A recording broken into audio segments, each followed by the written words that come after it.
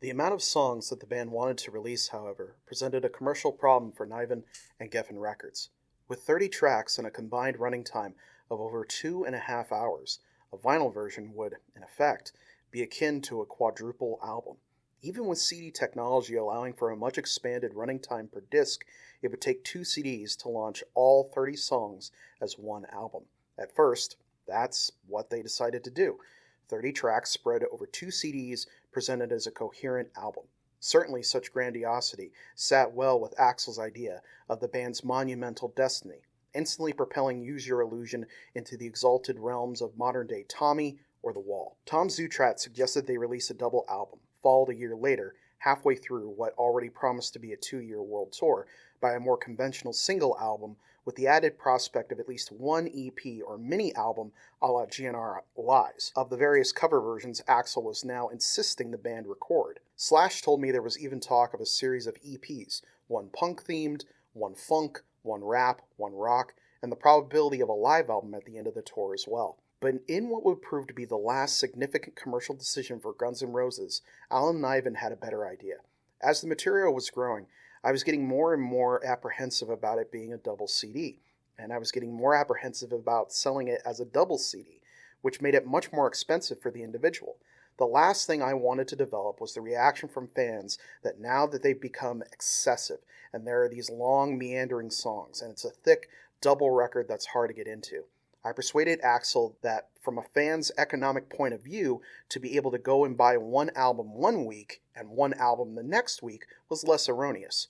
The other aspect was that I looked at it and said financially you get better return on 2 separate albums than you do on a double. You earn more in royalties, and it hadn't been done before, in the new CD era at least. He recalled how the 1968 Jimi Hendrix double album Electric Ladyland had originally been sold as 2 separate LPs. There was some sort of sense of precedent, and it could be viewed as critically valid. We had a huge cloud to get out from under, and that was the incredible sales of Appetite. I was very nervous of a situation where we might sell 2 million double albums, having sold at that point something like 12 million of Appetite.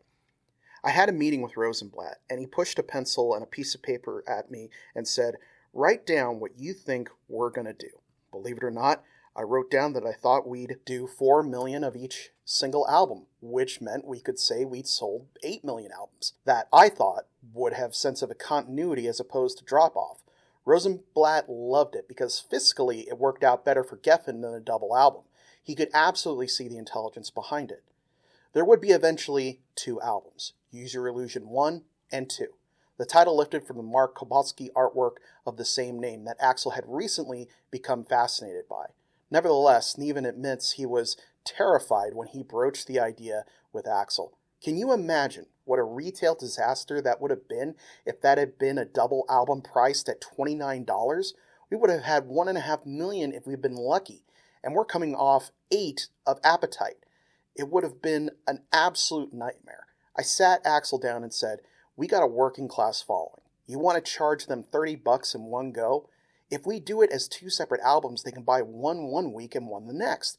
And you're not digging into their grocery money, Axl."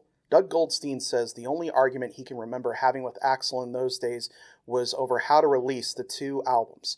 My argument was, let's release 2 really strong albums away from each other, which will lengthen the arc of our tour cycle. But Axl was stuck on the fact that nobody had ever entered the charts at 1 and 2 at the same time, and he wanted to do that.